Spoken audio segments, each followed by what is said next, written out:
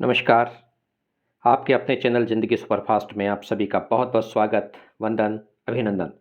मैं मंगल स्वरूप उपस्थित हूँ बाबू जयशंकर प्रसाद की कहानी खंडहर की लिपि के साथ। जब बसंत की पहली लहर अपना पीला रंग सीमा के खेतों पर चढ़ा लाई, काली कोयल ने उसे बरजना आरंभ किया और भौरे गुनगुनाकर कानाफूसी करने लगे। उसी समय एक समाधि के पास लगे हुए गुलाब ने मुंह खोलने का उपक्रम किया, किंतु किसी युवक के चंचल हाथ ने उसका हौसला भी तोड़ दिया। दक्षिण पवन ने उससे कुछ झटक लेना चाहा, बेचारे की पंखुड़ियां झड़ गई। युवक ने इधर उधर देखा, एक उदासी और अभिलाषामयी शून्यता ने उसकी प्रत्याशी दृष्टि को कुछ उत्तर न दिया। बसंत पवन का एक भारी झोंका हा हा करता उसकी हंसी उड़ाता चला गया। सटी हुई टेकरी की टूटी फूटी सीढ़ी पर युवक चढ़ने लगा।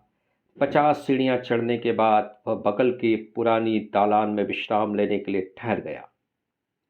ऊपर जो जीर्ण मंदिर था, उसका ध्वंसावशेष देखने को वह बार बार जाता था। उस भग्न स्तूप से युवक को आमंत्रित करती हुई आओ आओ की अपरिस्फुट पुकार बुलाया करती। जाने कब के अतीत ने उसे स्मरण कर रखा है। मंडप के भग्न कोण में एक पत्थर के ऊपर न जाने कौन सी लिपि थी, जो किसी कोरदार पत्थर से लिखी गई थी। वह नागरी तो कदापि नहीं थी। युवक ने आज फिर उसी ओर देखते देखते उसे पढ़ना चाहा। बहुत देर तक घूमता घूमता वह थक गया था। इससे उसे निद्रा आने लगी। वह स्वप्न देखने लगा। कमलों का कमनीय विकास झील की शोभा को द्विगुणित कर रहा था। उसके आमोद के साथ वीणा की झनकार झील के स्पर्श के शीतल और सुरक्षित पवन में फर रही थी। सुदूर प्रतीची में एक सहस्त्रदल स्वर्ण कमल अपनी शेष स्वर्ण किरण की भी मृणाल पर व्योम निधि में खिल रहा है। वह लज्जित होना चाहता है। वीणा के तारों पर उसकी अंतिम आभा की चमक पड़ रही है।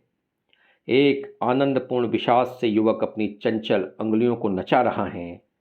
एक दासी स्वर्ण पात्र में केसर, अगरू, चंदन मिश्रित अंगराग और नव मल्लिका की माला कई तांबूल लिए हुए आई। प्रणाम करके उसने कहा, महाश्रेष्ठी धनमित्र की कन्या ने श्रीमन के लिए उपहार भेजकर प्रार्थना की है कि आज के उद्यान गोष्ठ में आप अवश्य पधारने की कृपा करें। आनंद विहार के समीप उपवन में आपकी प्रतीक्षा करती हुई कामिनी देवी बहुत देर तक रहेंगी। युवक ने विरक्त होकर कहा, अभी कई दिन हुए हैं। मैं सिंहन से आ रहा हूँ। मेरा पोत समुद्र में डूब गया है। मैं ही किसी तरह बचा हूँ। अपनी स्वामिनी से कह देना कि मेरी अभी ऐसी अवस्था नहीं है कि मैं उपवन का आनंद का भोग कर सकूं। तो प्रभु, क्या मैं यही उत्तर दे दूं? दासी ने कहा। हाँ, और यह भी कह देना कि तुम सरीखी अविश्वसनीय स्त्रियों से मैं और भी दूर भागना चाहता हूँ, जो प्रलय के समुद्र की प्रचंड आंधी में एक जर्जर पोत से भी दुर्बल और उस डुबा देने वाली लहर से भी भयानक है। युवक ने अपनी वीणा संवारते हुए कहा।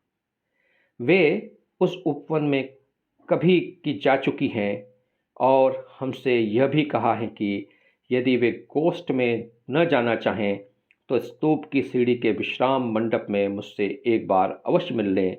मैं निर्दोष हूँ, दासी ने सविनय कहा। युवा ने रोष भरी दृष्टि से देखा। दासी प्रणाम करके चली गई। सामने का एक कमल संध्या के प्रभाव से कुम्भला रहा था। युवक को प्रतीत हुआ कि वह धनमित्र की कन्या का मुख है। उससे मकरंद नहीं, अश्रु गिर रहे हैं।